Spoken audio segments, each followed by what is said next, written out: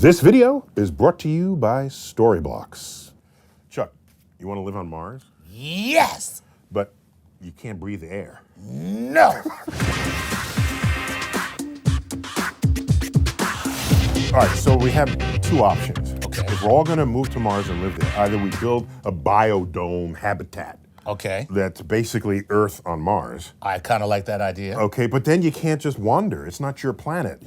The biodome is kind of like a global spacesuit for everybody. It's hard, for me, it would be hard to call that home. It'd be like the Truman Show on Mars. You can only go to a certain limit. And then that's it. Right. Okay.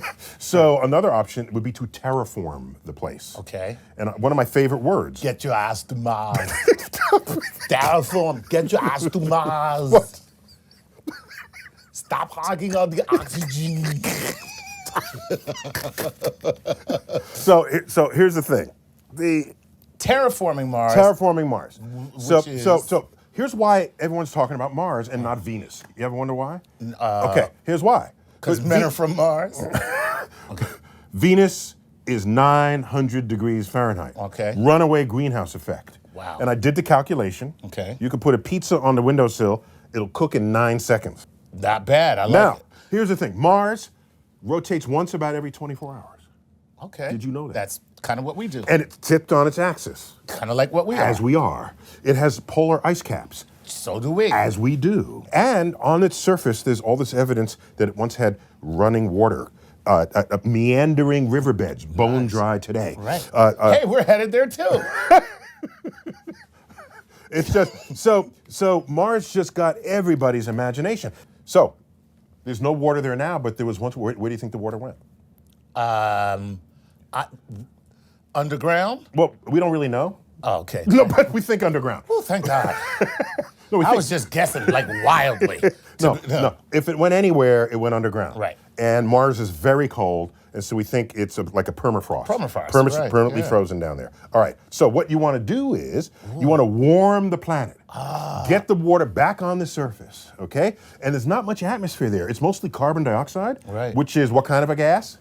Greenhouse? A greenhouse gas, but it's only 1% the thickness of our atmosphere. So even though it's almost entirely CO2, it's not thick enough to trap the heat coming from the Martian surface that got there from the sun. Right. So that's how that works. Sunlight comes in, which is mostly visible light. Correct. It's absorbed by the soils. Right. And it re-radiates in infrared. That's what gets trapped by greenhouse gases. But with no atmosphere, with the thin atmosphere, there's nothing going on. Right. So it's cold. So everybody's wondering, let's warm the place. All right. Can we release some of the CO2 that's frozen on the poles? Can we get the water back out? Do you know the water molecule is also a greenhouse gas? That's right. Did you know Water that? vapor is probably the most prevalent greenhouse gas. It's in our atmosphere, correct. There's more water vapor than anything else. Right. If you get all the CO2 that we have found in the polar ice caps, All right. because it's like dry ice there. Okay, that's because dry ice on Earth is CO2. Right. Okay, so you'd get all of that, evaporate it, then get all the water, evaporate that. It's still not enough to make a big difference in the greenhouse trapping of Mars. Oh, wow. So if we want to warm the planet, you gotta BYO. BYOGHG? Yes. Bring your own greenhouse gas? BYOGHG. I think we could do that. You think we could do that? All right. I mean, methane, we can bring... Methane. Methane's another greenhouse gas. We can bring some methane. How are you going to do that? Well, there's just, eat a lot of chili. Meat and beans to methane. I believe that's the molecular combination for methane. In the chemistry Meat book. And beans. Methane. So bring everybody just with some chili bowls. That's it, chili bowls. Everybody gets a bowl of chili. Welcome to Mars. Here's your bowl of chili. Help out the how about the locals? There you go. Help out the ecology. Here's your bowl of chili. But farm animals also give off methane. You get that from when they digest cellulose, which is the fibers in plant life. So multiple stomach animals are they're burping and all kinds of stuff. All orifices are giving off the methane. Right. Termites do it too. I did not know that. Yeah, a big source of methane in the world. That's what I tell my wife all the time. I'm just like, we have termites. That wasn't me. That wasn't me. Oh, you can't blame the dog. 'cause the No, dog- we don't have a dog, so I gotta blame the termites. But so the problem is there's not enough on planet carbon dioxide and water vapor to pull this off. So you have to bring your own or find some other way to heat the planet. And Elon Musk has a plan. Uh-oh. Okay, so he's thinking of putting satellites in orbit that have big reflectors that focus sunlight that would otherwise miss the planet, Right. focus it down on the planet and just add more energy to the planet, heating it up. And if you do it right, you might be able to set sort of a chain reaction in place. If everything there's frozen and it gets warmer, you'll evaporate more carbon dioxide and that'll help trap more heat. And then that'll make it hotter to evaporate even more carbon dioxide. You get all of that out of the system and into the atmosphere. Then now it's warm enough. Now you're still mostly greenhouse gases. You still need oxygen to breathe. Right. So now you put microorganisms that eat the CO2 and they release oxygen. They release oxygen. Like plants do that, but on Earth, there's something called cyanobacteria. Right. They changed the ecology of the Earth more than anything else that has ever happened, including humans. Wow. We had a mostly carbon dioxide atmosphere. The cyanobacteria said, I'm eating some of that. This sounds good. It sounds good. And out comes oxygen. They created an oxygen atmospheric Rich environment. atmosphere. Right. Wow. And then everything else is kind of based off of that. Based off of that. Everything else here- we know and love. Here's the question. What? How long does this I know. So I don't. That's the big problem. Is it 1,000 years? Is it 1,000,000 years? Or can you speed it up with some, fast-acting microbes? This remains to be established. Cool. But I'm telling you that if we're going to be a two-planet species, I'm thinking you got to terraform Mars for that to happen. Nice. And is Mars the best planet of all the planets to terraform? I'm not burning my ass on Venus. A. Okay. B.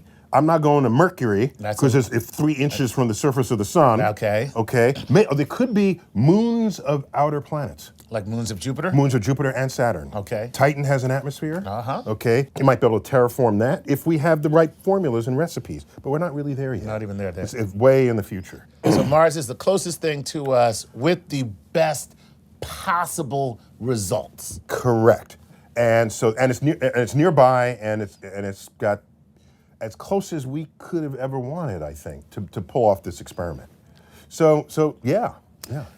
And has it occurred to anyone that perhaps we should just take care of this planet? Here's the thing. The day we have the power to terraform Mars, to turn Mars into Earth, we will have the power to turn Earth into Earth. Oh, that is awesome. I never what I'm thought of saying that. there? If we could terraform Mars. People are saying, are we going to terraform Mars, move there because we've trashed Earth? Right. And I'm saying... It means that we're able to geoengineer our own planet to a place where we could live. Turn Earth back into Earth. It's not a bad answer. It's a good answer. But here's another problem. Escape plan. We need a place to go because we'll get hit by a giant asteroid. So we want to become a two-planet species, Right. in case there's a risk of catastrophic collision with some celestial body. Okay, so what you're saying is we ship 1 billion people there, we got billions here, and then one of them goes extinct while the others watch? I kind of like that. I'm just saying, that's kind of cool. Like if I'm on Mars and Earth gets hit with an asteroid. You're cool with that? I am so cool with that. So here's the thing. Go ahead. I don't know if it's just me. Right? Whatever it takes to terraform Mars Right. from advanced geoengineering, Yes. it seems to me that by then we could just bat asteroids out of the sky as they come. It seems to me we'll be advanced enough to have a perfect antivirus serum so that there's no killer virus that takes it out. It seems to me we'd have the power to protect either planet from anything that could render us extinct. Something's telling me you have a bias towards Earth. I like me some Earth. Earth is good. So Chuck, we done here? Oh, we're done. And as always, I bid you to keep looking up.